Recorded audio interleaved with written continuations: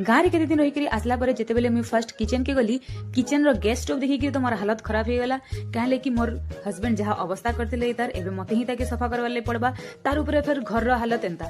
जीवार आगु जेन सबू आम मेस क्रिएट करके जाइलु आ तार पर होचे लॉन्ड्री वो इटा तो 8 दिन तक चली थी नयका इ काम केते बेले भी नहीं सरे ये आड़े जे वर्षा होचे कपड़ा काचु थो सुखौ थो आ फिर रखु थो तार पर जेटा आसला जेन घर में जेन जिनिस माने मागी मुगा करी आनी छे ई जिनिस माने के याचिन के न रखनी ई मंको लागी फिर जगह गुटे बनावा लगी पड़बा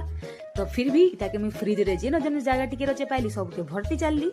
आउ इतार पर तो आउ गुटे भी हेक्टिक वाला काम जेनटा कि देखले कि मोर मूड पूरा खराब हो जाएसी सेटा होचे अनपैक करवाटा आ फिर से सब ड्रेस पतर सब जिनिस के नहीं तार जगह रे रखबाटा इतार तो कॉस्ट गुटे अलगा प्रकार ही है पूरा हालत मोर खराब हो जाएसी केंदा कि फिर भी